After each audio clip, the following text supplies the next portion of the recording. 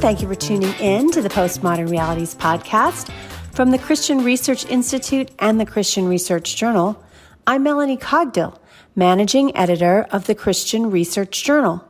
It's July 2020, and you're listening to episode 190, which is a conversation about the recently released FX and Hulu documentary, aka Jane Roe, about the deathbed confession of Norma McCorvey, the woman publicly known as the Jane Roe of Roe v. Wade, the 1973 legal decision of the U.S. Supreme Court in which the court ruled that the Constitution of the United States allowed abortion to be legal. On this episode, I'm joined by Jay Watts, who is the founder and president of Merely Human Ministries, Inc., an organization committed to equipping Christians and people who hold pro-life views to graciously defend the intrinsic dignity of all human life in a positive and gospel-focused manner. Jay has written an online exclusive film review for the Christian Research Journal, and it's called Assessing the Confession of Norma McCorvey and aka Jane Roe. And you can read about it for free online at our website, equip.org. And I just want to give you a heads up that this is a spoiler-filled conversation about this film. Jay, it's good to have you on. It's great to be back. Well, this is a very interesting documentary that premiered on the FX channel, and it's aka Jane Roe, as I noted. And of course, the focus of this particular documentary is the deathbed confession of Norma McCorvey. And the reason why it's called aka Jane Roe, because she was Jane Roe in Roe versus Wade. And she gained some notoriety because she famously converted to Christianity and then became an advocate for the pro-life movement at the time. Really, also kind of involved with some of the folks that were in Operation Rescue back then, many decades ago. And so this documentary and filmmaker, Nick Sweeney, records her at the end of her life, and she goes over her life story in this film. And basically at the end of the day, she says that she was really an actress as she came out for support of the pro-life movement. And she was paid to say what she said, and that it was all kind of an act. So why do so many people in the pro-life movement claim there's room to doubt the veracity of this alleged claim? Now, I will say that in this film, they don't talk to a ton of people. They do talk to a few people, a few players that knew her at the time, about 30 years ago, I'd say. And then also, like in the pro-choice movement, they talk to 3 people, but they don't talk to a ton of people in this film. Yeah, no, most of the evidence for her confession is just her direct confession into the camera. Yeah, there's not a lot of discussion with anybody. It's funny, they announced the confession element of this because for an hour or so long documentary, it looks at several aspects. It gives you basically a rough biographical sketch of her life, both through her recounting it, but also through early on, through Andy Meisler, who was a author who wrote a book with her first book with her of recounting the story of her life. As soon as they came out and said, here was this deathbed confession, now years after Norma McCorvey has died, you started to hear from people who knew her, those people who weren't interviewed, the voices that you didn't see, who say, we can't trust what is going on in this. And there's multiple reasons for not being able to trust this that they claim. Number one would be because they did not interview any of the people that knew her during those last couple of decades of her life and maintain a constant relationship with her on a daily or very on a basis where we have people who lived with her over a period of time, people who worked with her over decades, people who are still in touch with her all the way up until her death that were involved in the pro-life movement and who could account for the way that she operated or the way that she talked, even when she wasn't being paid, because that's the big confession, right? The big confession is that she needed the money, and so she made the switch in order to profit from the switch and then said what she was told to say for the money and for the attention, because she likes attention. Now, I will admit that what I can find out about Norma McCorvey, as anybody else can find out and listen to her talk, she is a woman that clearly enjoys attention. But the doubt comes from people who say, look, she was not a psychologically healthy person, not during the course of her life, that's admitted throughout the show, but also especially towards the end, she was not an emotionally healthy person. Her health was failing at the end. and these people came in at the last minute. And they said, as Father Pavone said, as he articulated, he said, I can imagine a scenario where you can talk to Norma and get her to say certain things and then selectively edit it. There was a request immediately after this came out from the people who knew her best to say, would you please release the unedited version of the interview so that we can see what was said around those things. And that was not done. It was never offered. And so both sides have a story to tell. Nick Sweeney and the narrative that he's sharing is the idea that Norma McCorvey wanted to come clean at the end of her life. The other side, the people who knew her, are saying that these people came in at the end of her life, took advantage of somebody by giving her money that she needed and by selectively editing conversations with her to make it look like her whole life that she was living was a lie. And they say, look, we have 20 years of being with this woman, not just in front of the public eye, but in her living with her, traveling with her, talking to her, praying with her. And we know that the last things that she was saying before she died were contacting people within the pro-life movement and encouraging them and praying with them, so that what we're seeing there is inconsistent with the woman that we knew, even particularly in those last days when she is supposedly giving her deathbed confession that it was all a fake. And they say that these moments that they had with her, and I can give you a list of all the people that this was, they're saying the moments they had were not moments where there was any financial motivation for her to in any way deceive them about her position towards abortion or about her relationship to the pro-life movement. Well, I would like you to kind of go a little bit all the way back. So how did Norma McCorvey become Jane Roe? And of course, this is, and especially for some of our listeners, if they're younger, I mean, the decision back in 1973 for Roe v. Wade was quite some time ago. And so, we kind of probably forget, or if some of us were younger, if we're Gen Xers, we don't even remember, all the particulars of that particular case that came to the Supreme Court. And so how did Norma McCorvey also end up being this, outsized figure in the middle of the abortion wars? And I would say that in watching this documentary, she is a very flamboyant type of personality, and she's had a lot going on in her life. She's got one of those kind of classic, just really hard knocks kind of story. So why don't you fill our listeners in a little bit about who she is? And I also want to tell our listeners that this documentary is very easy to stream. You can stream it on Amazon and you can rent it, and it's very inexpensive. It cost me like $2 or $3 to rent it. So it's a very fascinating look, even though, the documentary certainly has been shaped in particular ways. Yeah, it is. I actually think it's a very interesting documentary as far as the history of major players in the abortion fight, especially early on. You're right. It is a long way away now, right? Like back in 1973. But there is no doubt at the same time that Roe v. Wade is the most famous Supreme Court case in my generation, in my lifetime. And Jane Roe, the name attached to it, by virtue of the fame and the impact that decision had on the country, both politically, socially, culturally, religiously, all of those things, becomes a huge figure. So how do we get there? Well, there's some interesting things in there. And then when you read about and looking for information, others, particularly in the places where she has written down her life story, she comes from a very tough background. Her father left her family when she was about 9 years old. As far as we can tell, based on her account, it was because her mother was both an alcoholic, abusive, and was unfaithful or partying very hard, just was living a lifestyle that the father ultimately rejected and just left the family. 2 years later, and she describes her mother in the most unflattering terms, beyond just calling her a drunk and abusive and an addict and a partier. She also gives some personal aspersions on her about the way she felt about her.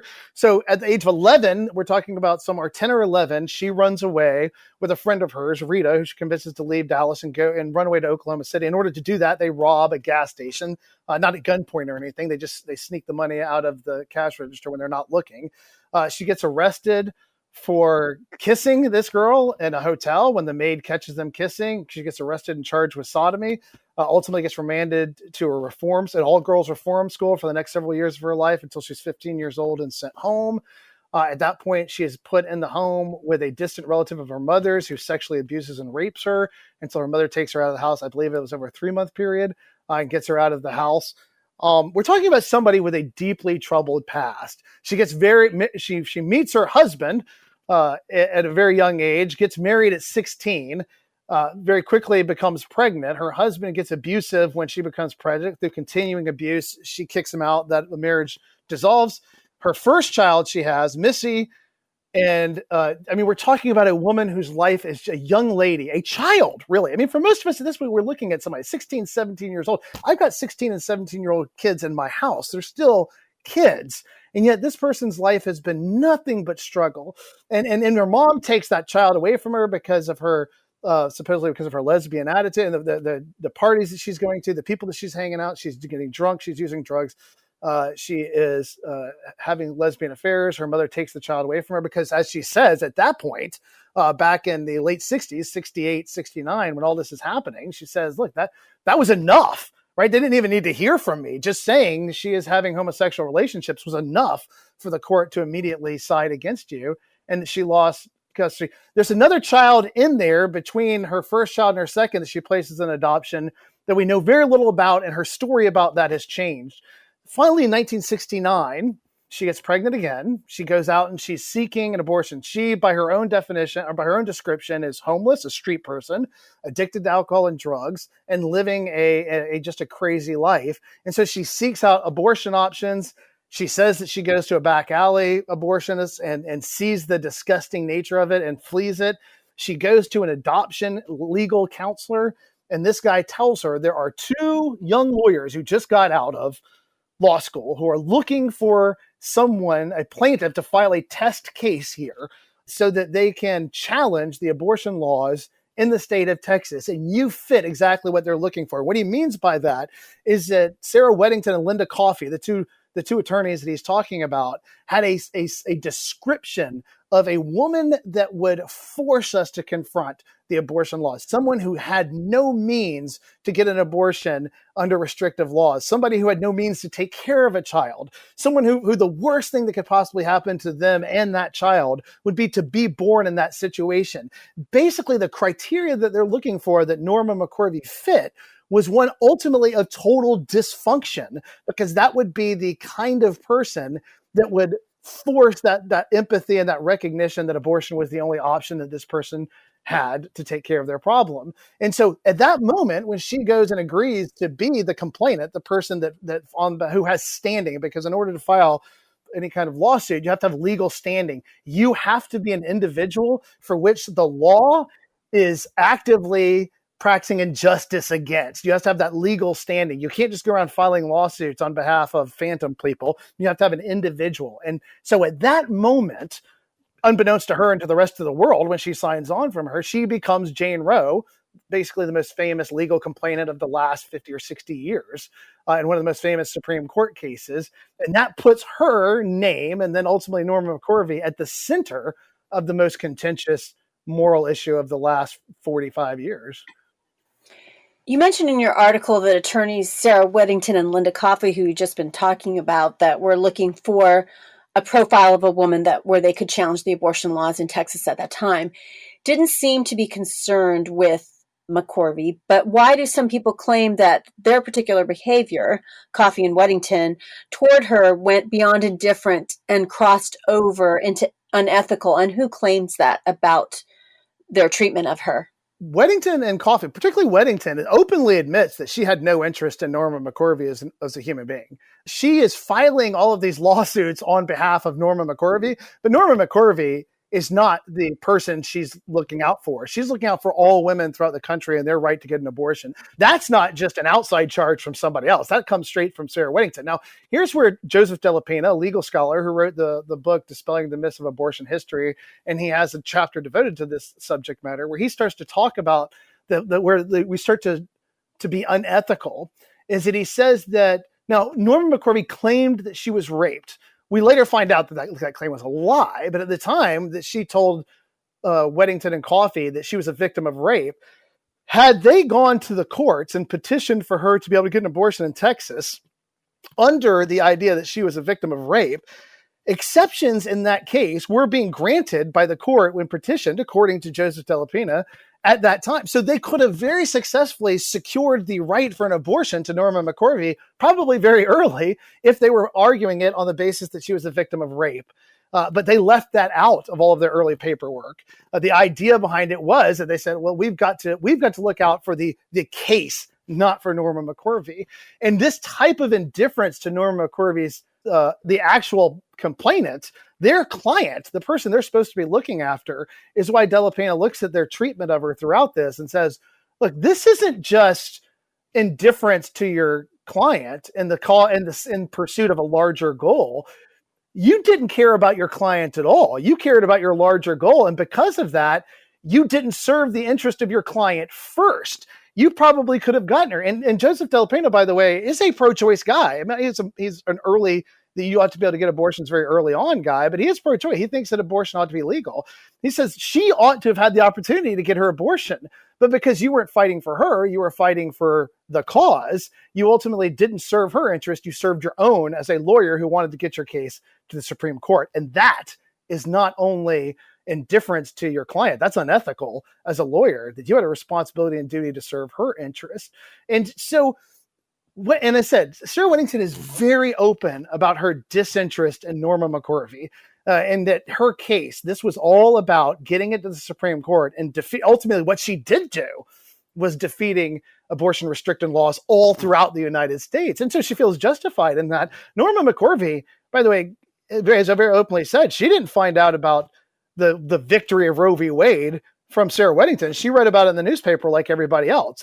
The second they got a telegram, because I've heard Sarah Weddington talk about it, back then you get telegrams, right? And she says, I got a telegram telling me what had happened. And so she started now contacting everybody else that she could think of to call and to contact, telling them the news and what had happened. Norma McCorvey, the woman, Jane Roe, that this is all centering on, doesn't find out at all from Sarah Weddington. She finds out by reading it in the paper. She says Sarah Weddington later calls her and tells her, hey, we won. To which even in the documentary, she said, my response was, no, you won. I had my child and placed in adoption a while back. This has nothing to do with me. It hasn't had anything to do with me for 3 years. You're listening to the Postmodern Realities podcast from the Christian Research Institute and the Christian Research Journal. Today's guest is Jay Watts. He has written an online exclusive film review for the Christian Research Journal, and it's called Assessing the Confession of Norma McCorvey in AKA Jane Roe. And you can read it for free online at our website, equip.org. I'd also like to invite you to subscribe to the Christian Research Journal. A subscription is $33.50, and you can subscribe at our website, equip.org. If a subscription is not in your budget this month, we'd like to ask you to consider giving us a small tip of $3, $5, or $10 to help us continue bringing all of this online content that's free and exclusive on our website, as well as this podcast. You can do that by tipping us at the landing page. There's a link for any episode of the Postmodern Realities podcast. Go to equip.org, go to magazine, and click there. At the drop-down menu, go to Postmodern Realities podcast, and at any landing page, including the one for this episode, you will find a link where you could give us a tip.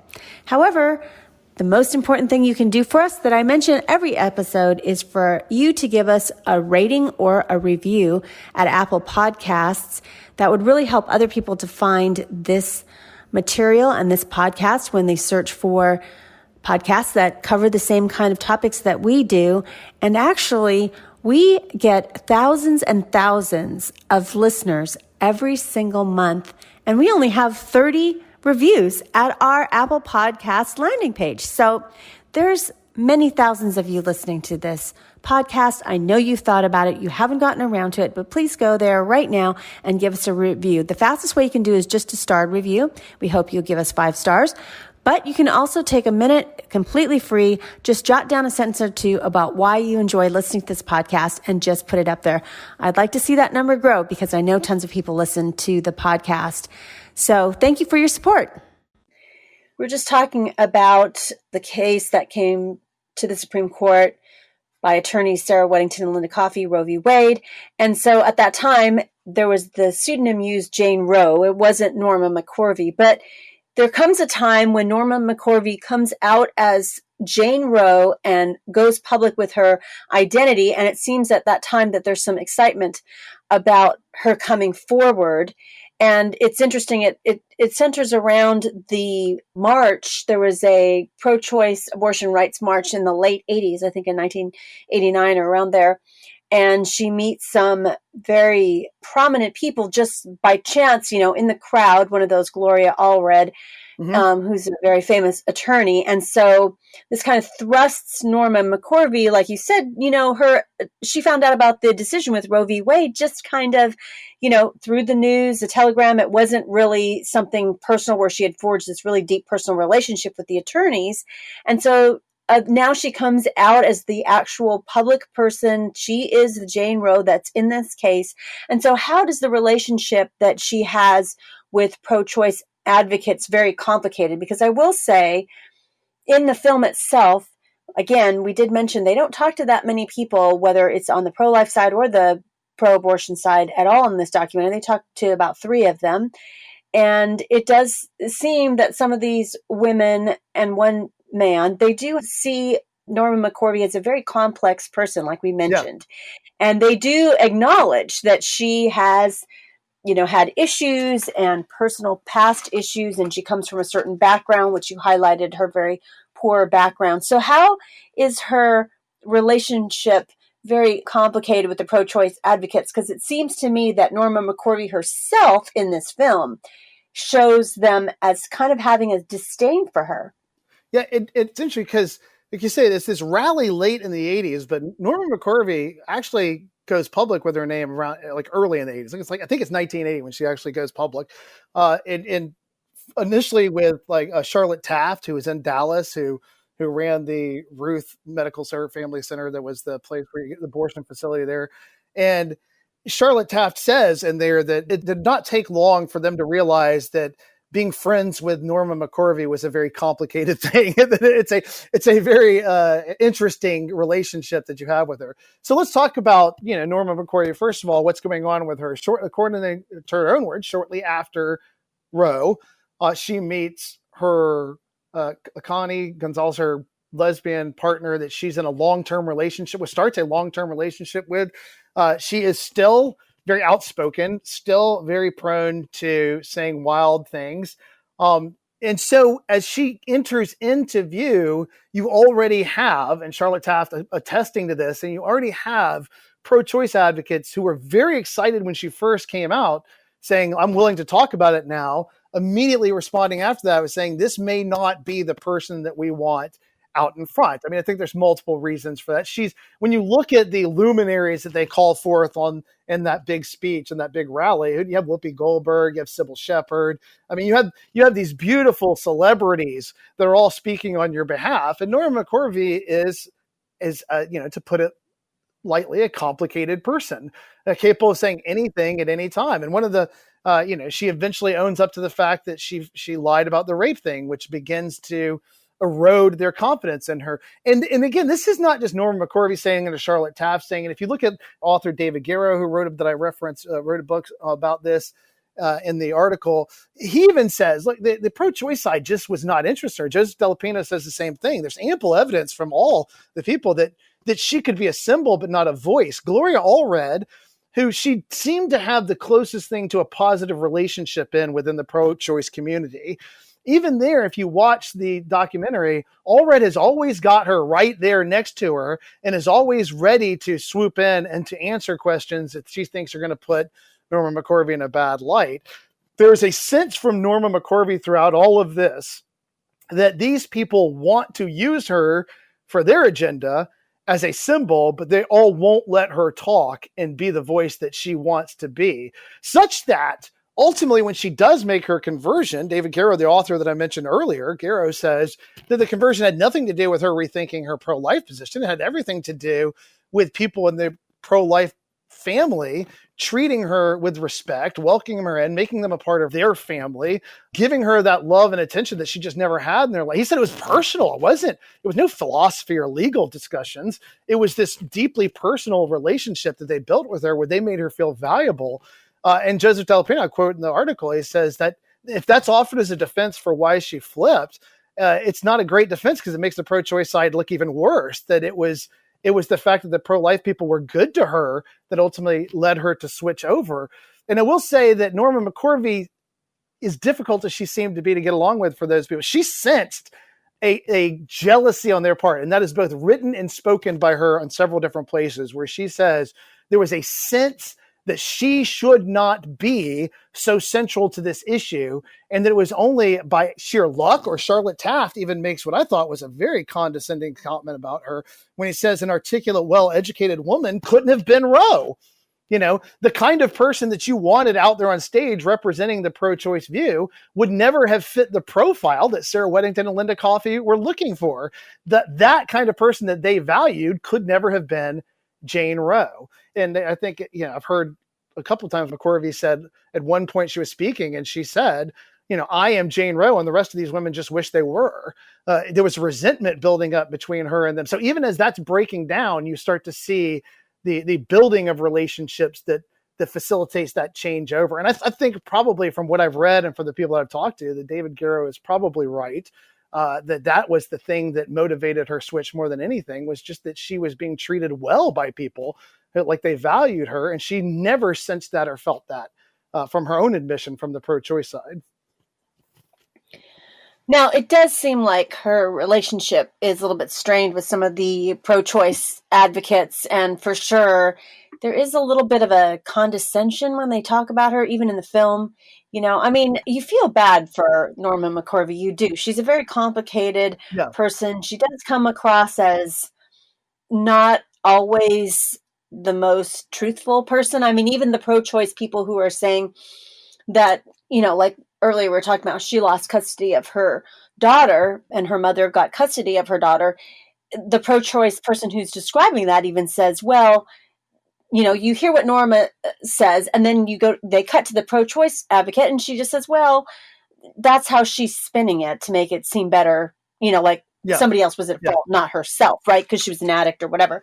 So it, you know, they do see her as very extremely flawed, but it seems like throughout the film that she does have a good relationship, or a more sympathetic relationship, with Gloria Allred. And even when Gloria Allred is kind of speaking on her behalf, which I feel like Gloria Allred's very interesting, because no matter who she's representing in whatever cases that she takes on over the last, 40 years or something, even when that person speaks, she's always right by their side to clarify them and so forth. And that doesn't even have to do, I think, with education, how much education whatever woman she's next to has had. But it seems that even in the film, Gloria's a little bit more sympathetic to her, maybe. And she seems to say that, right? I mean, she does say there that she is the one person that you ever hear her talk about from the pro-choice side. She says, we fell in like with each other. She talks about how they took care of her, about being a hick from Hickville and doing all these interviews. And clearly, Gloria Allred put her in front of the camera in a way that the rest of the movement did not and wasn't comfortable doing, and was able, because it's that moment where you hear later those pro-life activists and Flip Benham and Reverend Rob Schenck who say, we saw her now as this rock star of the pro. So even as she's feeling this disillusionment with the pro-choice people and this distancing from most of them, she says that she was grateful and for the relationship that she had with Gloria Allred, and she is prospering in this role now with the tutelage and partnership with Gloria Allred through this, that in a way that Flip Benham and Reverend Rob Schenck, or two of the people they actually talked to, say we saw her as this big, huge trophy of the pro-choice movement. It was something that they were very successfully using to win people over sympathetically. And I would like to go back and say one thing.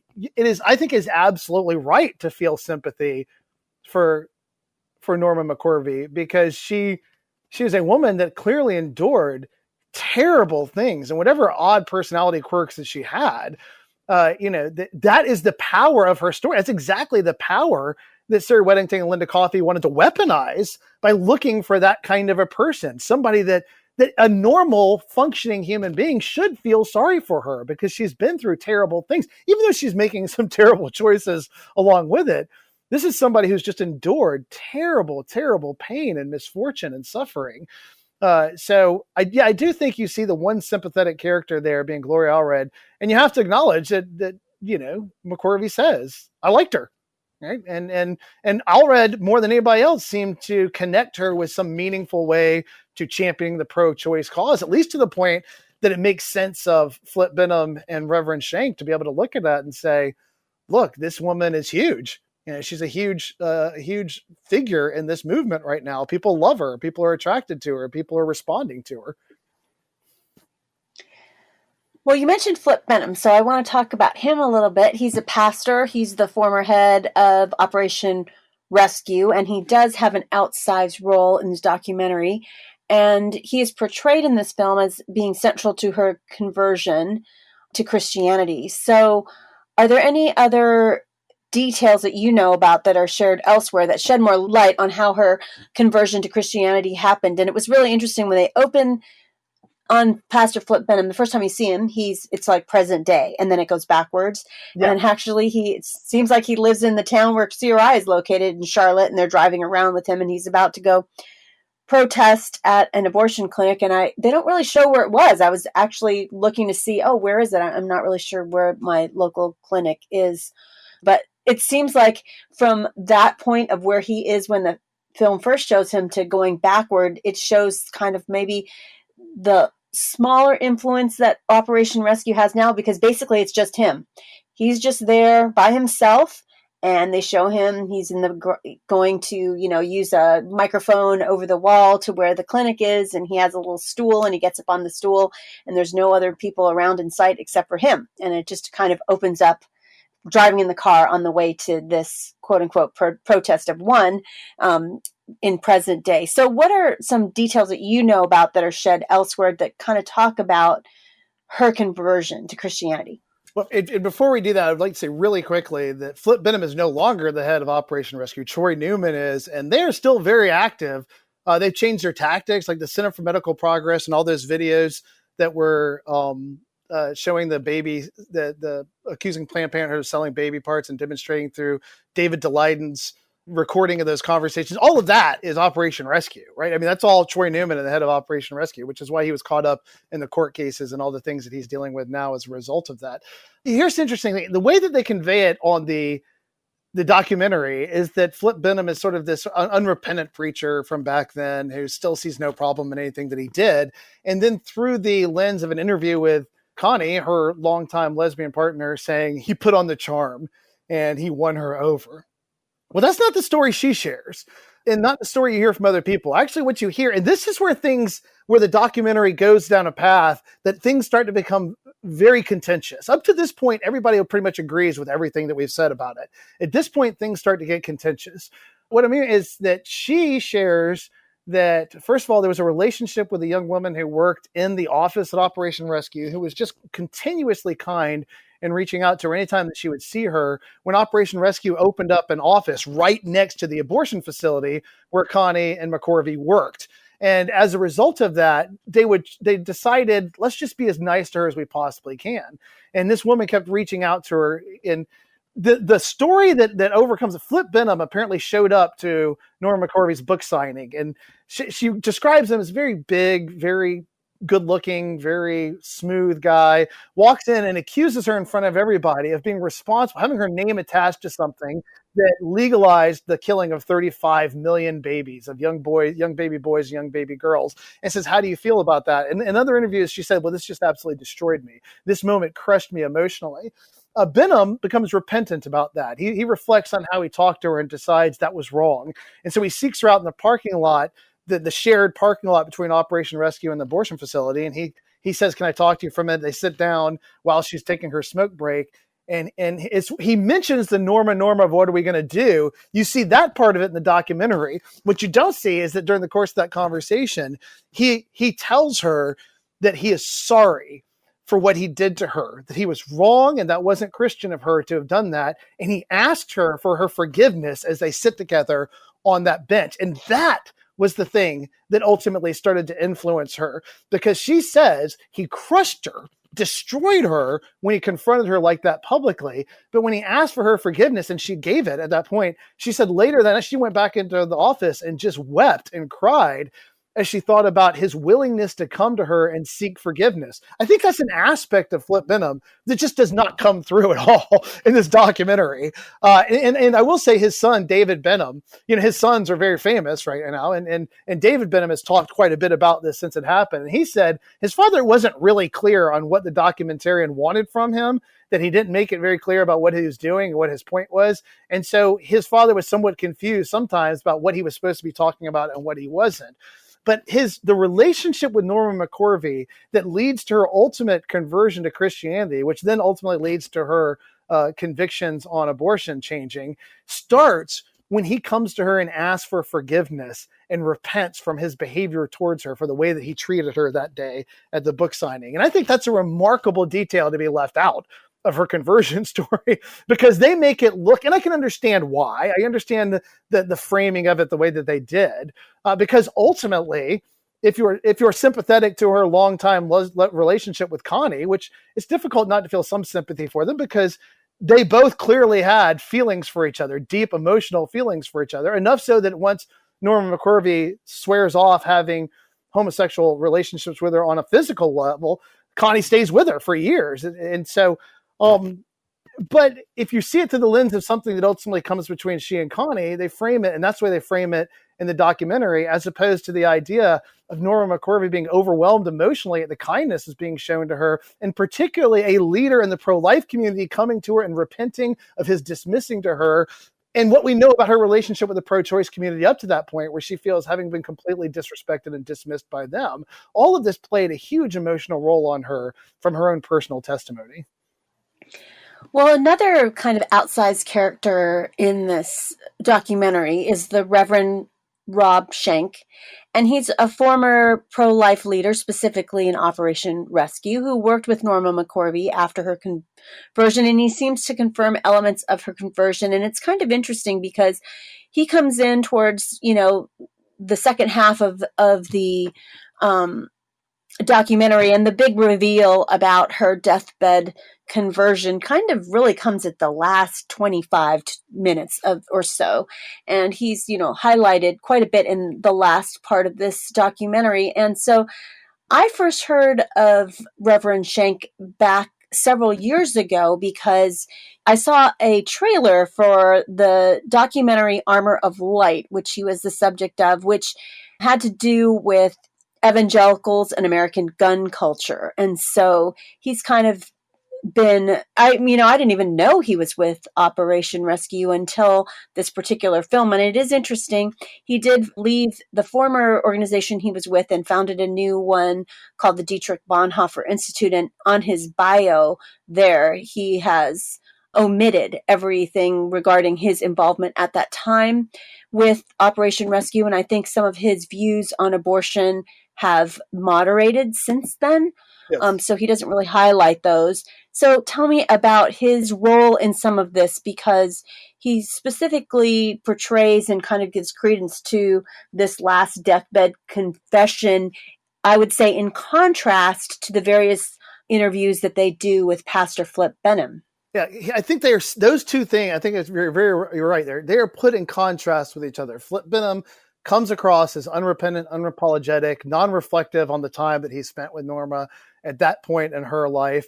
Reverend Rob Schenck is the opposite, right? He clearly, and if you go to his website, he has posted on his website an article responding to this, sharing more insight into it. And he is the outside source that confirms this idea that she was used by the pro-life community. Now, let's grant some things then from evaluation of his testimony.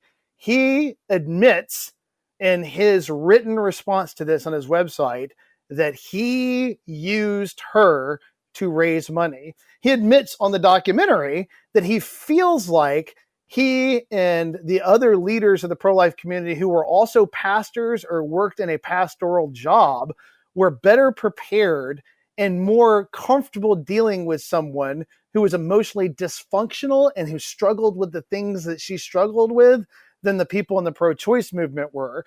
That it was natural for them to know how to love and communicate to somebody like that. Now, he says that in a sense that it was also natural for them to use their comfort to guide her to where they wanted her to go. Now, I would say here is where he and Flip Benham have two entirely different testimonies to their motivations for what was going on. Flip Benham, still to this day, and David Benham, his son, backs this up, to this day says, of course, I wanted Norma McCorvey to come to a relationship with God, not because I wanted to use her, but because I would have wanted that for anyone that was living the life that she was living. And I thought it was best for her.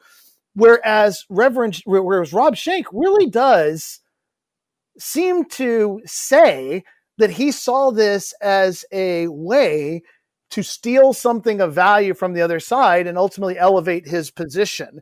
He admits to using her to raise money. He admits that his own organization that he was running out of Washington, D.C., that the people within it were uncomfortable with Norma, did not like the fact that she smoked, did not like the fact that she sweared, that she continued to do all this stuff even after having conversion to Christianity.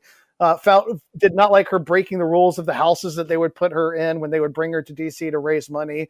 And he goes so far as to say that he knows that they were using her, even though he wasn't sure that she was using them. So he has things.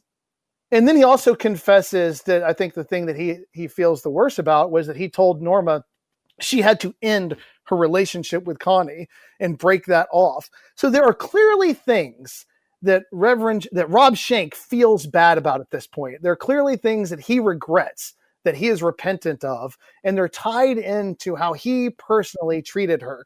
Now, the only reason I say that we can be certain of those things is because when he makes claims that other people knew, that we knew what we were doing, that we had a plan, that people talked about it, he never says who those people were. He never relays when those conversations happened. And all of the people that are featured, which is Flip Benham, denies that was ever any motivation of his. And all of the people who are not featured in it, when you hear them talk about it, they all deny that was any of their motivation. All of their motivation was there was this hurt woman. We all recognize that she was hurt. There was this broken woman. We all recognize that she was broken by the things that she endured in life, and that they were doing their very best to try to help her live the life that they thought that would most benefit her for what she'd been through, one that was closer to God, closer to righteousness, all the things that Bible-believing Christians want for anybody.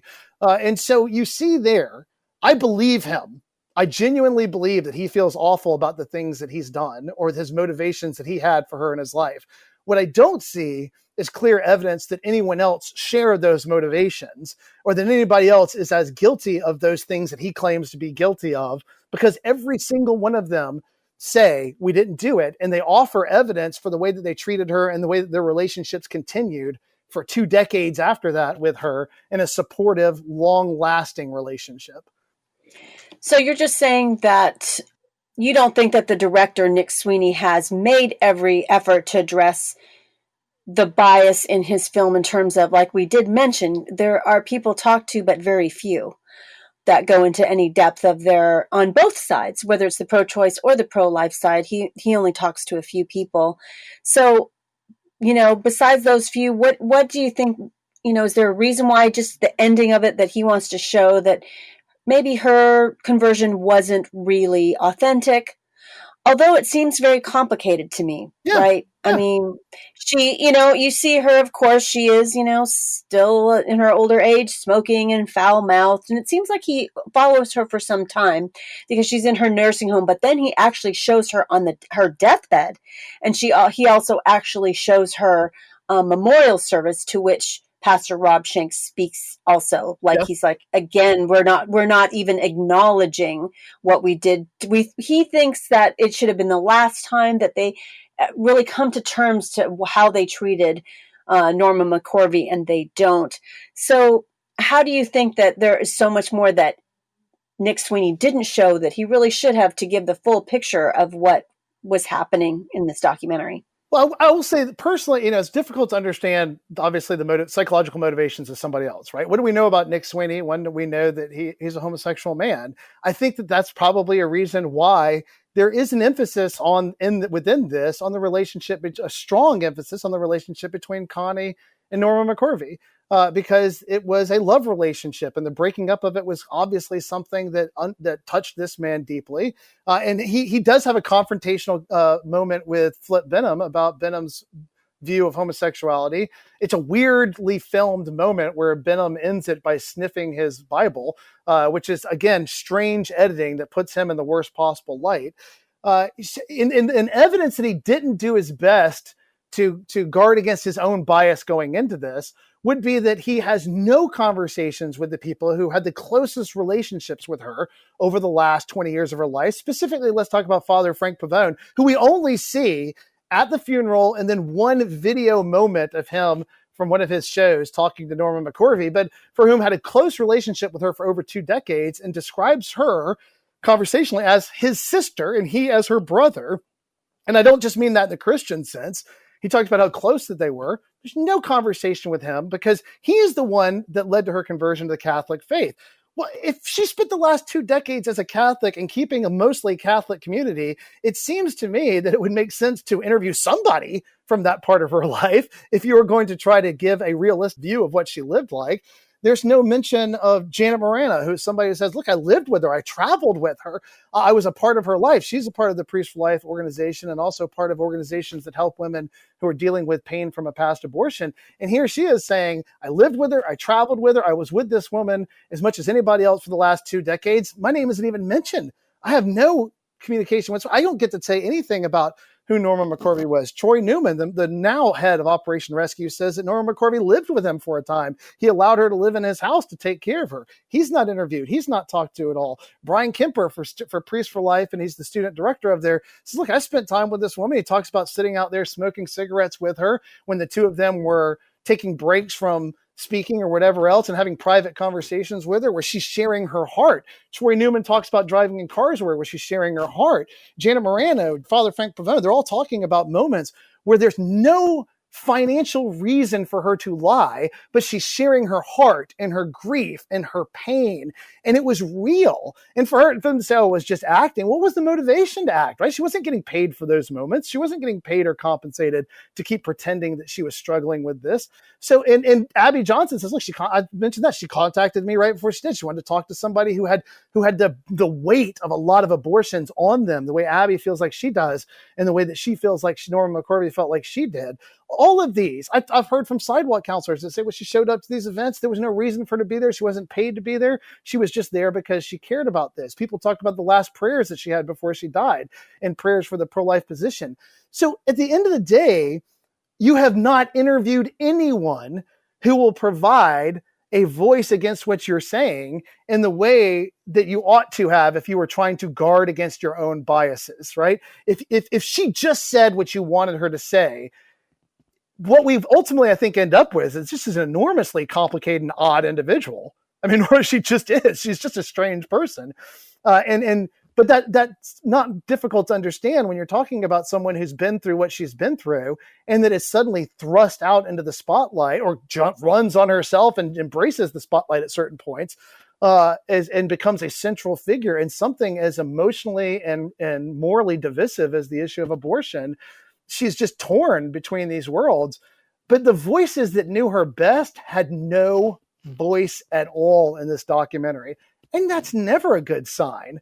And that's just never a good sign that the people who are closest to her weren't involved with it all. Even her daughter. I mean, there was no interview with her daughter to talk about this woman that she was. You were talking to Charlotte Taft, someone that knew her 25 years ago and admits that she didn't like her, and you're not talking to her family and to the friends and the people that have known her. It's a strange way to go about crafting a realistic image of someone who is gone now and can't possibly refute or argue against what you said.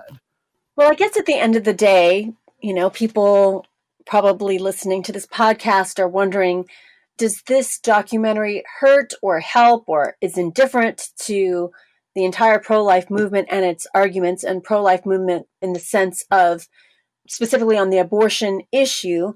Does it really matter if she converted or didn't convert, or we don't really know if Norma McCorvey converted to Christianity, or whatever that question is really about who she truly was spiritually and those kinds of things? Does it matter what she thought about abortion as the person who was Jane Roe? Does that in the long run even matter in this equation? And also, does this movie even address the issues that currently the pro-life movement, as it pertains to abortion, that they deal with in and out, not necessarily the Operation Rescues, which was a certain kind of movement that is still there with civil disobedience and so forth. And I do want to tell our listeners, back in the early 90s, when this was quite still in the news a bit in terms of the different actions of Operation Rescue and their different arrests and all that kind of stuff, I think at the time Randall Terry was still involved as in leadership, is we did an article in the Christian Research Journal, a pro and con about Christians and civil disobedience. One person who was arguing for what Operation Rescue did, and the other person who, Frank Beckwith, who argued that their tactics were not the best expression of civil disobedience. So that's available free on our website, equip.org, and it is linked in the landing page to this episode if you guys would like to read it who are listening. But, that central question is, okay, you watch this whole documentary, and I did, and okay, so what does that even have to do with the arguments about the actual act of abortion and the case Roe v. Wade in terms of legalization of abortion? Yeah, nothing. At the end of the day, what this woman thought or felt about abortion says nothing about the pro-life position, right? There are interesting aspects of the pro-life movement that, and in particular, and only particular people within the pro-life movement that you could raise questions about through all of this and say, okay, should we revisit how we understand this particular agent or that particular agent within the movement? But the pro-life position is grounded on how we answer the question, what is the unborn, right? Are we allowed to do to them what we do through the act of abortion, a destructive act? Well, that depends on what they are. Are they fully human in the same way that you and I are? Then we shouldn't treat other human beings that way. If they're not human, then we need a good argument and an explanation as to what they are, that they're the kind of thing that we're allowed to destroy. And nothing that you're going to argue in science and philosophy as you make the case that they're scientifically human and that our value comes from our identity as human beings in a philosophical argument. Nothing about any of that argument in any way hinges on how Norma McCorvey felt about abortion at any time in her life. There's interesting biographical information. It tells you something about the people that are involved with it, or depending on the skewed view that you're getting of it. But right or wrong of abortion has nothing to do with what any particular person thinks about it or the biographical information of their life. The right or wrong is on what individual distinct human life is and what we are and are not allowed to do to them and what are our obligations and duties to them. And we use science and philosophy to make that case, not what any particular person thinks. I do think that the reason that it's important, if it's important, is not because it in any way should sway us on the right or wrong of the abortion issue. Because, by the way, I came to be actively pro-life in the mid 2005, 2007 period of when I started to become awakened in all of this. I didn't know anything about Norma McCorvey. As when I began speaking and got on the circuit, all I knew about Norma McCorvey that I heard from people conversationally was that she was a woman that was going through a lot of hard things and that she was struggling. And everybody that I talked to in the pro-life community, nobody was dismissive, ugly about her or thinking about using her. At that point, she was much out of the limelight, and discussions about her were that people were worried about her and trying to figure out ways to take care of her and help her, right? So her view of this had nothing to do with me becoming a pro-life advocate, and I've never mentioned her in one talk in all of the years I've been out there talking. So at the end of the day, when we're determining how to move forward on this issue, and it's interesting because Rob Schenck says that he has modified his position now, and he is still pro-life from a scientific and philosophical point of view, that he thinks that the unborn human have value and should not be destroyed, but that he has modified his position and now embraces a pro-choice view that it ought to remain legal because women have to have a safe space in order to make those kind of decisions. Well, you see now, if you have the distinction between his view and my view, we need to have a strong, robust conversation about both what our obligations and duties are to other people morally, and then how, once we determine that they're morally human beings and that we owe them the same basic duty and obligations we have to other people, how that translates into the way that we practice law and craft law. And none of that conversation, even to bridge the distance between he and I, who is pro-choice or pro-life, but legally pro-choice, and I'm pro-life and legally pro-life, none of that conversation will ever have anything to do with what Norma McCorvey believed or even how he feels about how he treated Norma McCorvey. It should be dealt with entirely on the basis of how he believes law ought to be crafted when it comes to how we treat other human beings, and how I believe the best course of action and what we can offer people in a dialogue about what would be the best course of action for the whole community and country to move towards in regards to law. So it has nothing to do with it. But what it does do is it's heartbreaking use. Rob Schenck says in there that he wished that they would settle themselves on how they treated her. Obviously, it was never going to be that because neither Father Pavone or Flip Benham, both people that were also speaking at her funeral, share with him regrets about how they treated her. Both of them believe that they treated her as they ought to of Christians. Whether you agree with them or not is irrelevant at that point. That's their genuine conviction as much as they've shared it. And so they're not going to get up there and apologize during her funeral for how they treated her when they believe that they treated her as God would want them to treat her. But he says, this is the last time she was used as a trophy for either side in the abortion fight. Unfortunately, he was wrong because we're doing it again, right? We're dragging this poor woman's memory out and going through the horrible details of her life because yet again, she's being used as a trophy, this time being reclaimed as a trophy for the other side so that they can say, look, to the very end, she was lying and those people were manipulating her and giving her money to make her do what they wanted her to do. By the way, she was paid to do the documentary. She didn't do that for free. She admitted to both her former attorney, Alan Parker, and Father Frank Pavone that she was getting paid for this, which was a good thing because she said she needed money at the end of her life. So if being paid to be pro-life is a problem, well, being paid to be pro-choice is the same problem. We end up in the same mess. There's no way to know anything about this woman and what she felt inside. And it's irrelevant to keep bringing her up and keep trashing her memory or making her be a symbol for something because at the end of the day, the right or wrong of this issue has nothing to do with what she thinks. It has to do with how we settle the question, what is the unborn?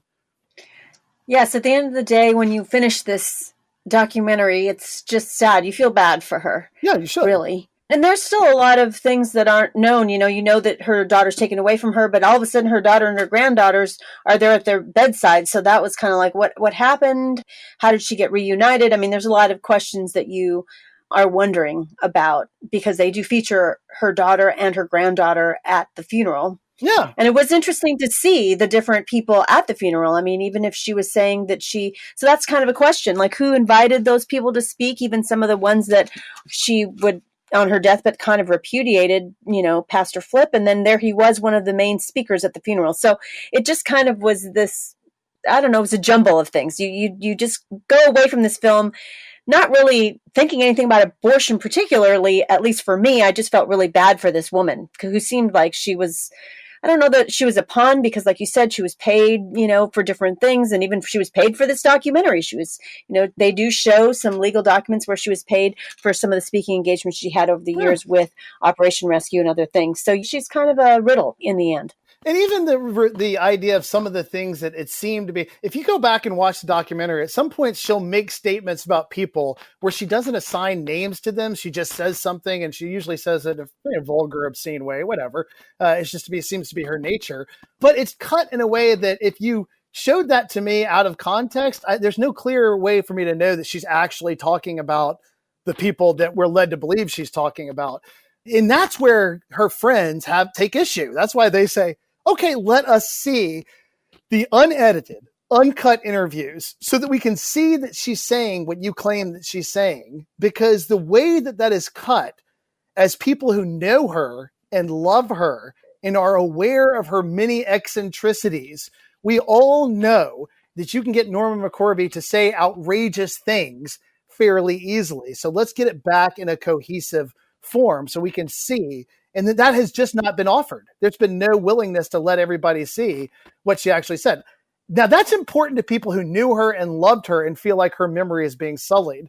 And like you said, all of a sudden her daughter shows up. Well, there'd be a very easy way to tell us why she and her daughter had a relationship. Let her daughter talk about it and share it. But of course, we didn't interview her because Father Pavone and her friends, Janet Moran, and all those people say, her daughter is the one who called those people and all asked them to come, and they reaffirmed their affection for them, love for them, and they were there with their mother all the way through to the end, so they knew where she stood and what she thought.